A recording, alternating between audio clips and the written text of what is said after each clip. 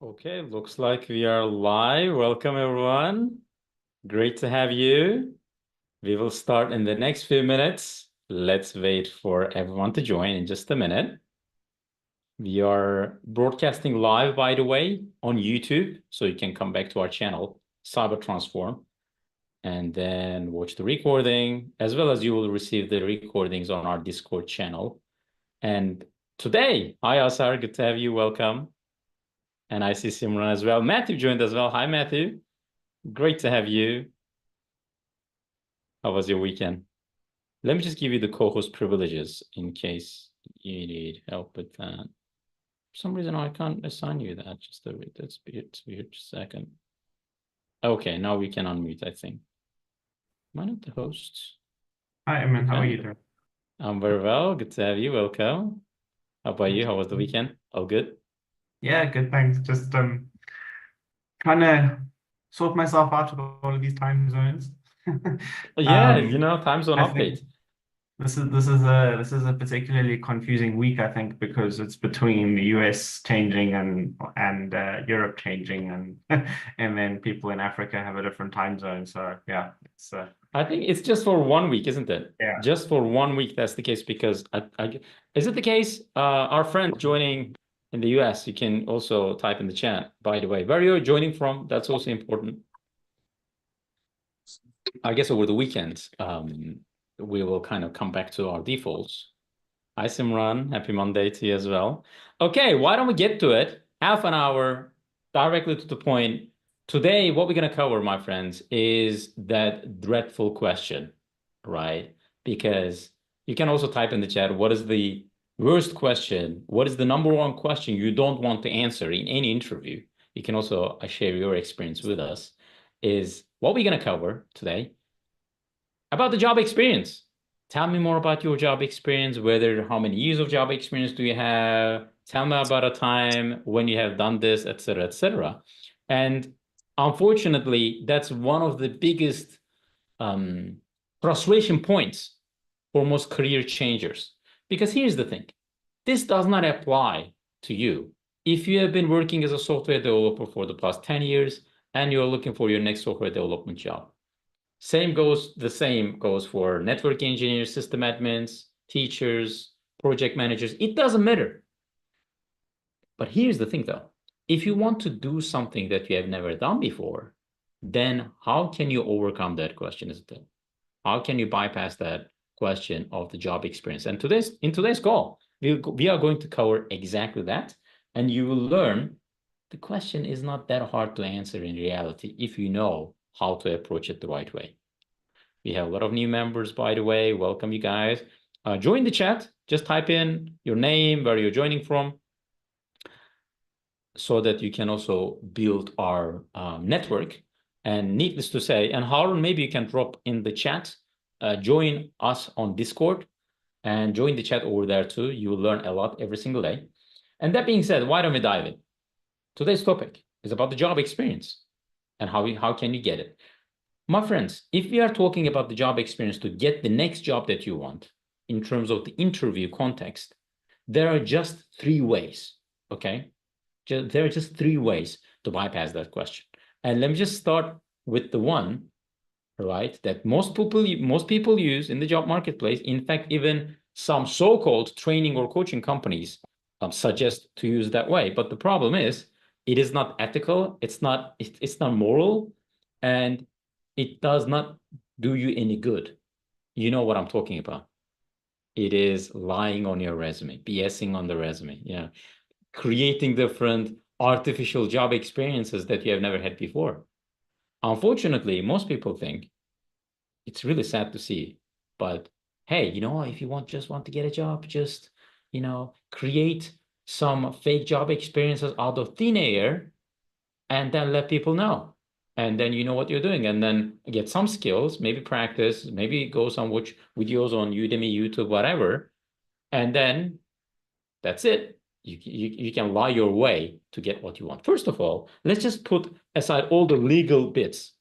And there are like major concerns, even after 5, 10, 20 years, if they understand that you did not have a job experience like that, then there will be easily legal suits, okay, lawsuits against you, lots of money, millions of dollars, and we have seen a lot of cases like that. But let's just put that aside. Where is the morality in that, right? Think about that. You're applying for a job, and then that you are in a way scamming people, right? Scamming those employers. How's that going to help anyone? But still, some people do it. But first of all, let's also understand what is the motivation behind it. I've seen a lot of amazing good people, good heart people. They've done the same because they did not know any better. Because they thought someone else, again, they watched maybe a video, they read somewhere, and then they realized, okay, that's the only way to go. I guess I just play by the book, play by the rules, and let me just do it that way. And the moment that they realize there are better ways available, and I'll talk about that in just a minute, then they realize, oh my God, it feels great. And it has to be that way, isn't it? Now, not only I'm 100% transparent, but I'm also helping them. They accept the real me. Because here's another point. You know why most people do not complete the job hunting process? That's a very hidden subconscious blocking point there, my friends. Because they are afraid to feel like an imposter. They are afraid to apply for a job or maybe even get it. And then the next day, they will understand, employers, recruiters, etc., understand how big of a liar that person is, right? Imposter. Oh, I told these guys that I can do this, but I have no way. I have no understanding. I have no idea how to do it. Have you ever felt that way? Applying for a job, huge job description. That's another story, by the way. How to interpret the job description in the best way. That's another question. But most people, because of that, they're worried and they don't even apply for those jobs. So that's another problematic issue with lying on the resume. But if the goal is to get the job, then why not I go ahead and do whatever I can? Does that make sense? Most people do it that way, but it just doesn't work. So in sense, nowadays, even recruiters tell us to add things to your resume, which is weird, except someone reached out to me last week, asked me if I knew Python. I said, not really. They said, just add one line to your resume, because we always told like highlight those skills. Yes, that's unfortunate, Simran. It happens all the time, left and right. Oh, okay, just add one line, because the motivation of recruiters many times are different than the hiring managers, the actual companies. That's why we spend so much time in the cyber transform program talk about understand the pain of the hiring managers, not the recruiters in between, because they are gatekeepers and they have different agendas. It's not that they are bad people. No, you need to work with them. You need to be friend with them. Like you need to expand, grow your network, because they can be your career advocates if you play it the right way. However, though, if someone approaches the career, this process, like a commodity, like an apples and oranges in the grocery shop, then obviously recruiters might tell you to do something, even hiring managers, etc., etc. But what is the right way of doing things? Okay. What is the best way of doing things instead of that? There are two different options. Okay. And I'll talk about that in just a minute. The first one is experience transfer, and the second one is real world projects. And how can you find them? How can you get them? Don't think like internships or apprenticeship, because they rarely work, right? There are better options available in the marketplace. But here's the thing. Before I start that chapter, I really want to hear more from Matthew, because Matthew spent so much time helping professionals all around the world, growing their careers as well, and also as a hiring manager. When it comes to faking things on resume, let's just say not flat out lies, Matthew. Even telling something that you are not comfortable with, that you don't know, but you just add the words for the sake of it, or maybe recruiters kind of force you to do it, promising you a job. How do you feel about that? And why do you think how is that going to affect the future of job hunters, career hunters? Let's just put it that way. What do you think?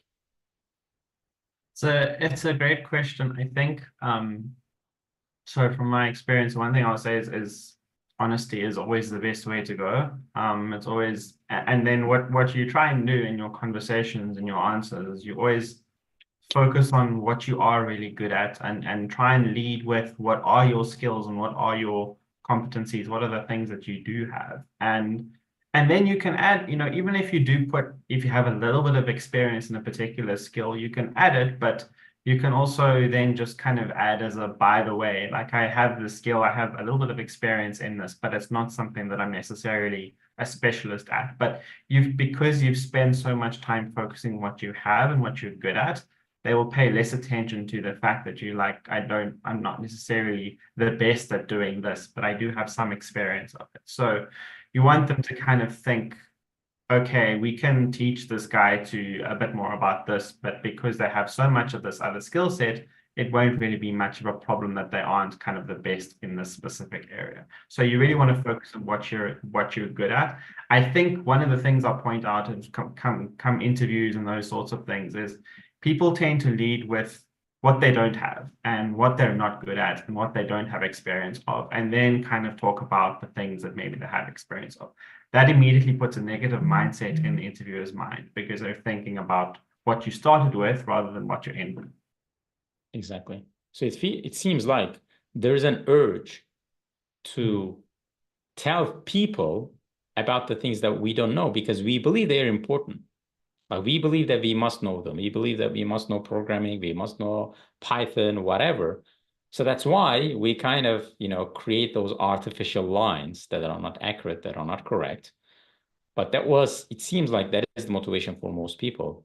But when we flip the coin, instead of focusing on what we don't have, what happens when we focus on what do we know, what do we have, and then also find the balance, meaning, okay, these companies have the problems that I can help with my transferable skills, with the skills that I have, instead of focusing on, oh, okay, it seems like everybody in cybersecurity needs to have this set of skills. So let me just go and get them. Let me just go and create some experiences out of thin air, out of thin air. It's pointless. So speaking of which, that brings us to the next topic, next item, which is the experience transfer. This is particularly valuable for number one, tech professionals. If you are already in tech, 1, 2, 5 years, 10 years, doesn't matter. I can guarantee you maybe half of that experience, maybe, 1/3, 1/4 of that experience are directly transferable to your cybersecurity goals. Obviously, you need to choose them the right way, right? And with the rest, let's say, for example, you are coming from teaching background, just like our amazing coach, Ina, right? She was a biology teacher. Now she's a consultant with Deloitte. How's that happening? Or some different soft skills oriented roles like business analysis, project management, program management, then what happens? Let's just think about that for a second. Then you can also transfer those kind of skills as well, because cybersecurity is a multidisciplinary field. Most people seem to forget. It's about people and process as well. Meaning, if you have people skills, you can absolutely use them for roles like I don't know, indirect roles, marketing, sales, business development. They need you. Digital forensics as well, incident response, lots of roles that are not like heavily dependent on technical abilities, or maybe for typical GRC roles. Going through Excel spreadsheets, Word documents, reading policies, and then joining meetings all the time. That's cybersecurity as well. PCI DSS is one of them, financial bank industry. But again, if we listen to most people, then we'll end up like one. And then most people, unfortunately, are not living their dreams and their careers. Most people are just getting by. That's why common sense is almost always wrong. That's why we shouldn't listen to them. But then what can we listen? What should be listened is that regardless of your background and experience. Let's say you don't have a technical background to get started. Let's say what you have done in the past 5, 10, 20 years is totally different than the cybersecurity world, or you feel that way. First of all, is that the reality? Maybe you've been, again, working as a teacher, seemingly irrelevant, but maybe you helped your students and then their parents as well communicate effectively. Maybe you used a lot of technical gadgets, but let's say you didn't use them at all. You followed certain processes. You safeguarded them. Like you know how to communicate effectively. Those are all valuable skills because cybersecurity is a business domain beyond anything. It's not like a typical vertical technical domain. That's why when you get this part done right, my friends, which is transferring your skills and abilities to your ideal job. And that ideal part is very important because let me just tell you a story. Many, many years back, one of our first members of the Cyber Transfer Program, Daniel, his name was, he joined the program and he was coming from a sales background. He spent a lot of years as a sales professional. And then he was telling me, hey, Emin, so-and-so told me to study for CEH because everybody's interested in ethical hacking. I want to join cybersecurity, so let me just study CEH. I'm like, why on earth would you do that? You don't have any technical background. It's irrelevant for you, but you have this kind of like amazing skill set and ability and job experience you have, which is business development, sales. Why don't you just learn the essential, most basic skills in cyber and then apply what you want? Okay. For example, your business development sales background in the cybersecurity domain, because cybersecurity companies or companies that have cybersecurity divisions, they need business developers anyway. They need sales professionals. Why don't you become one? And then he immediately stopped working on like CH, whatever, and then immediately complete the initial training in cybersecurity that anyone can go through. The basics shouldn't take more than a few weeks. And then right off the bat, he received multiple offers. And what is even better is he told me after like he got the job, he signed the deal, we celebrated together. He told me, hey, Emin, there were a bunch of other guys in the room, okay, like potential employees, potential professionals working for the same role, want to work for the same role. And on the paper, they had more experience, more skills than me, right? On the paper, like, hey, I've been doing this exact same thing for so long. But hiring manager told him something very special. And here's what he told him, what they told him. Hey, man, hey, Daniel, look, your background is so valuable for our company because you can bring your fresh vision, fresh pair of eyes. We can train you for the tools that we have, for our internal business processes. It's not that hard. But not a lot of people can bring a different perspective to what we do. That's why, okay, he got the job. And that's why, my friends, when you understand your technical transferable skills, of course, if you have been working as an IT system admin, network engineer for the past 10 years, and you want to become a network security engineer, system security engineer, penetration tester, of course, technical transferable skills are extremely valuable and important. But can we do the same? Can we say the same? Let's say you want to become a cybersecurity project or program manager. Not so much. Why? Because then your people and process skills will be a lot more relevant and transferable. Does that make sense, my friends? Is it clear with this part? So Matthew, anything to add on that bit? Like in terms of transferring the skills, experience transfer, anything to share with our audience here? Yeah, I think the one thing that I'll say is think about your story, your unique story, because I think everyone has a unique story and can offer something different when you specifically when you're transferring from one specific industry to another. So if you are coming from a customer service background or you're coming from a managerial background, you'll have specific transferable skills that will be of great benefit no matter where you go. But I think the important thing is to frame it as a story and an experience and how it got you to where you are now, rather than a roadblock, rather than I was a manager and now I'm in cybersecurity, but I don't quite know how these two are aligning or what I can bring. Just doesn't work right. Is that when you'll confuse everyone and like, what's this guy doing? Why are they here? What's you want to share as if it's a story, as if it's progressing from one part of one career to another, but there's a reason why you're doing it. And if you have that in mind and you share that, I think that's extremely beneficial from an interview perspective.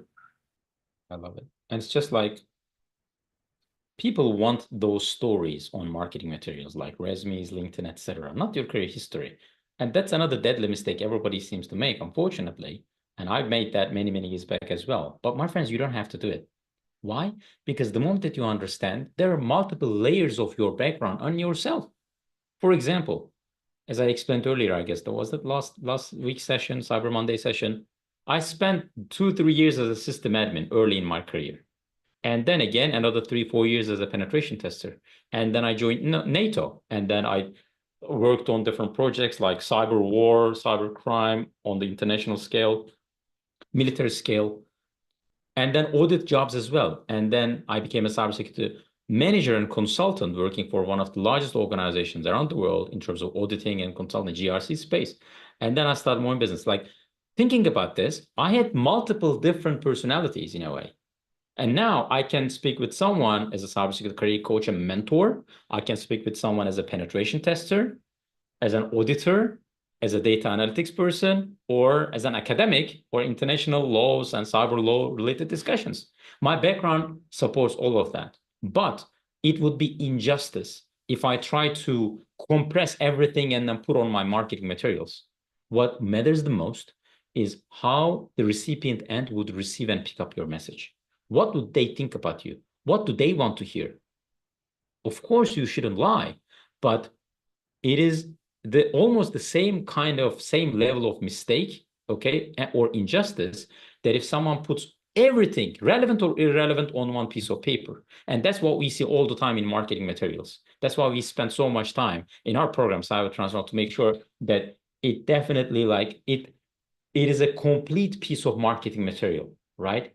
It has just the necessary things and communicating powerfully. That's why the relevant story part is so important. People are interested in your career story, not your career history. And especially, my friends, if you're joining from seemingly totally irrelevant backgrounds, or I mean, I'm driving for Uber right now, or I mean, I recently moved to the United States from Nigeria, Ghana, India, from different parts, and I'm an immigrant myself. But if we try to, let's say, market the things that are not relevant directly, or if we don't take the time to show the points of how our current skill set or what we are doing are relevant to their job, let's just remove them because they don't need to hear it. It's irrelevant. Transferring the skills, going through people, process skills. And here's some bonus points for you, my friends. If you understand who you truly are, then you're already way ahead of most of your competitors. Meaning, what is your personality? On a DISC spectrum, DISC and values test that we do in the program as well, you can take the test, or Big Five test, or 16 personalities. There are lots of different personality tests that you can take. And then you can immediately understand your natural innate abilities, almost like God-given talent. And those are your core transferable abilities because you are a person like that. When you are born, because think about this, some people are extroverts, some people are introvert. Can you imagine that they can both do the same thing like in any job context? No. Working for a company like TikTok is obviously working for a company different than working for a company like IBM or a startup company. Does that make sense? That's why your unique abilities and your background plays a very, very important role. Okay. But do you know how to transfer your skills, your technical abilities, people and process skills to your ideal job? What is your ideal job? That's a different time. That's a discussion for a different time, but you need to spend enough time on that. Or maybe get some help from an expert to identify these are your transferable skills. This is what you can do. And then you can go from there. Okay. Phil, I don't think that you would want to start screen share right now. So just close your screen share. Just a second. Share screen. Okay. I have the superpowers of a host and admin. And then I removed that privilege. But let me just take a look at the chat so I don't miss anything. Ola says, what are sample resume look like? So what are the options? So Ola, for that, please join Discord, and we have a bunch of supportive materials that you can join, because every resume, okay, is different based on what you want to accomplish. All right. Can you imagine that a GRC professional, penetration tester, or a cybersecurity analyst would use the exact same structure? No, there are different needs, different things that you need to pay attention to. Okay, just join the Discord and then we'll get you there. And then finally, to wrap up, the most important part, maybe the easiest part to get the job experience that you need, is the real world portfolio building, job building, okay, job experience building. So how does that work? You can get the relevant stories, experience items on your resume, and it's not that hard. And there are two ways to do this. Number one, you do it yourself. Number two, you get some help, and then those opportunities will be provided to you. Let me just break it down, make it very simple. Let's say your father, okay, owns a very big cybersecurity consultancy company, and you have no idea about cybersecurity. Of course, it's not ideal. I mean, if you had the company, you probably had the skills as well. But let's just say, okay, you never studied cyber. You don't have even a kind of like an understanding, technical understanding.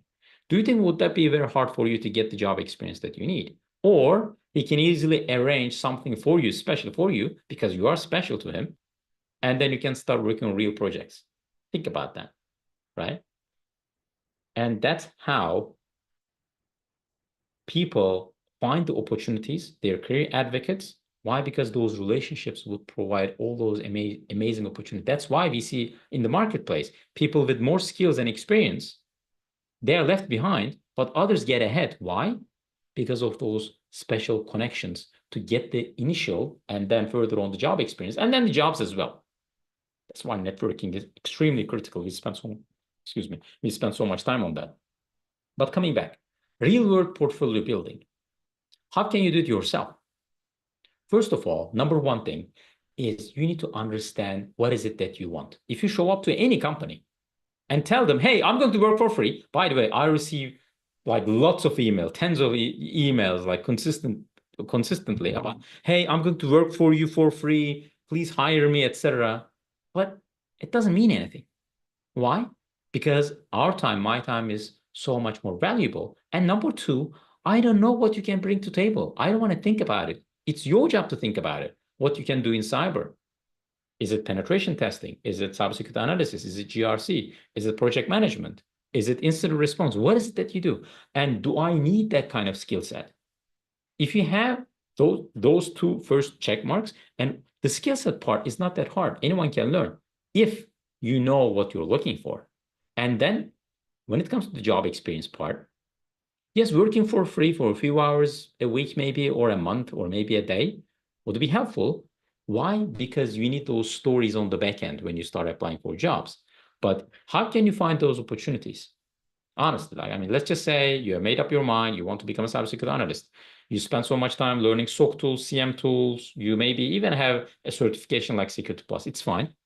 But then how you can build those relationships and get the experience that you need.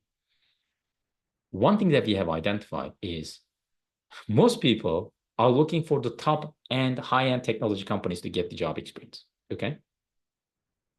Like, for example, hey, let me work for Microsoft, let me work for Google, Apple, let me just apply for jobs. Yes, that is true, but think about that. Hundreds of other individuals, they're also applying for roles in those companies, true or not true?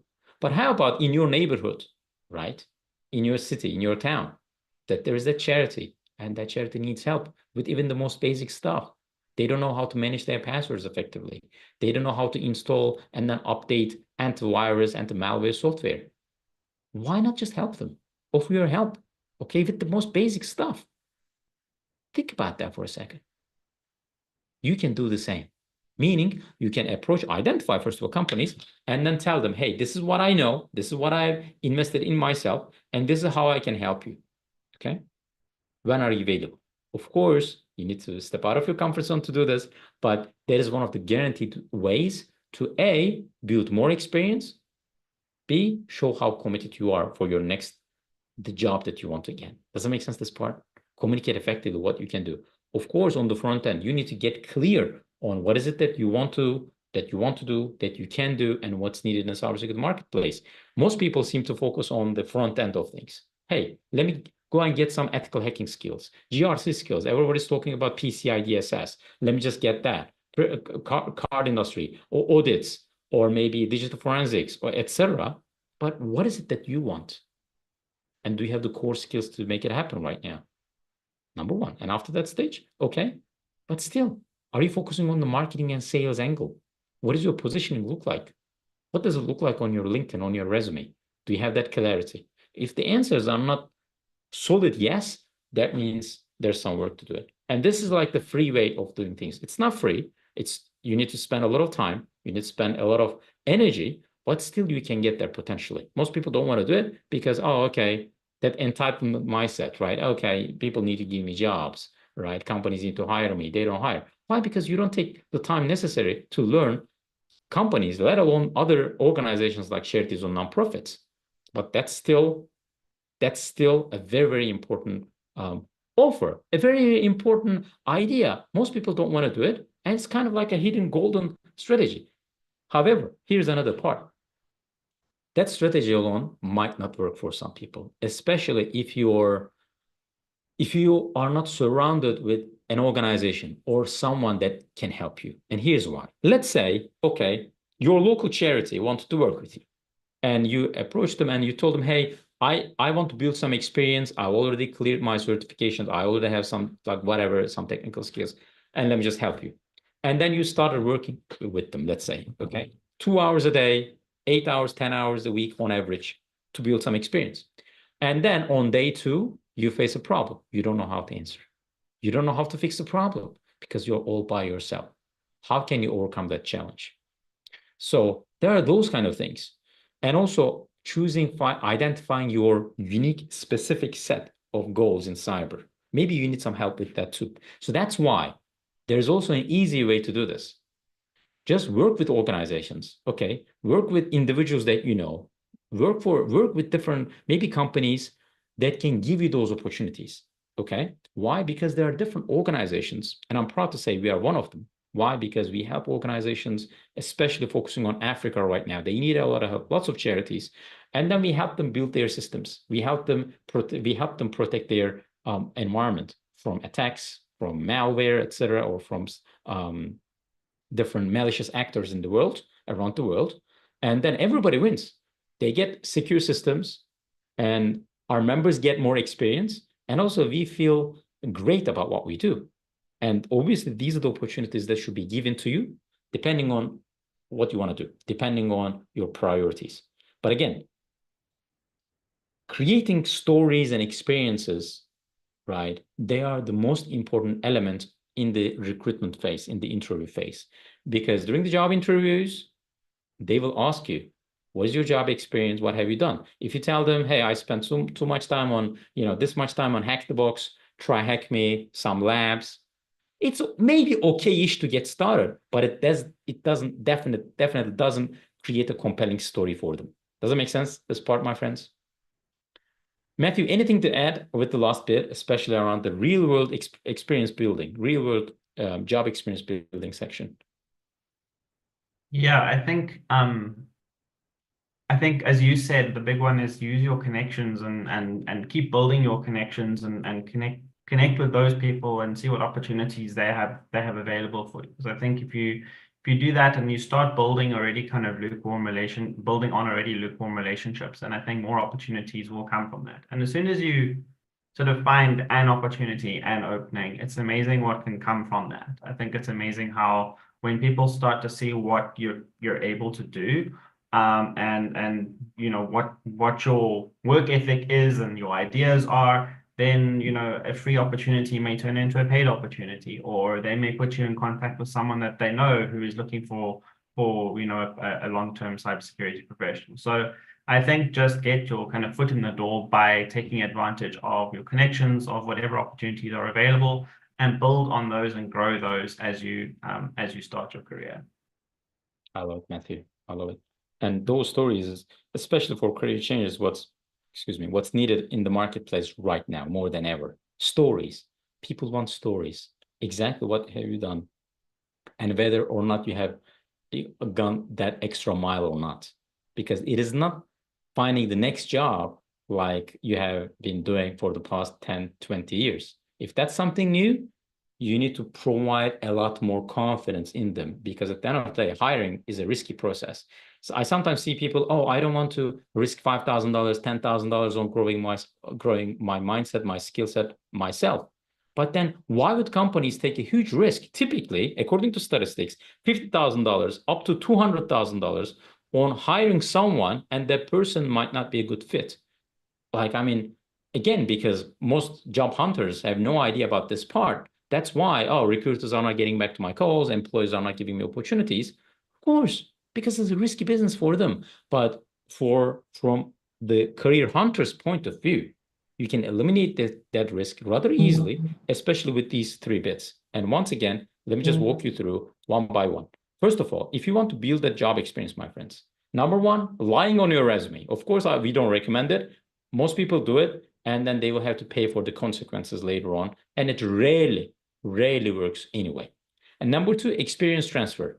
This is particularly important and works really well for people who already have a lot of skills to transfer, coming from maybe an IT background, maybe a professional white collar experience, corporate world, like maybe big brands under their belt, big organization that work with, all you gotta do is just identify the transferable technical skills, process skills, and people skills, and apply it for the job that you want, that you can get, and what's needed in the cybersecurity marketplace. That's also a different discussion, choosing your goals.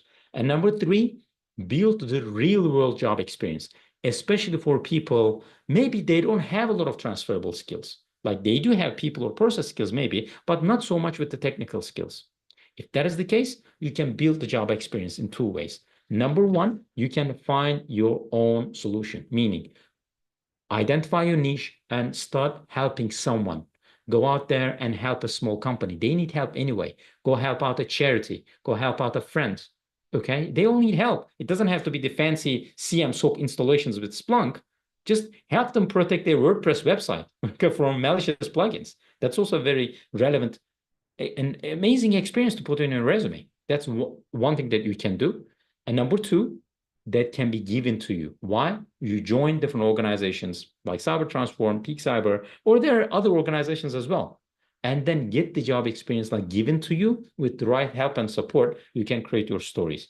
Because just by watching videos, just by practicing some skills online with different technology platforms, Hack the Box, Strike Me, there's some value. But if your goal is to find your next role, they're definitely not enough. That's for sure.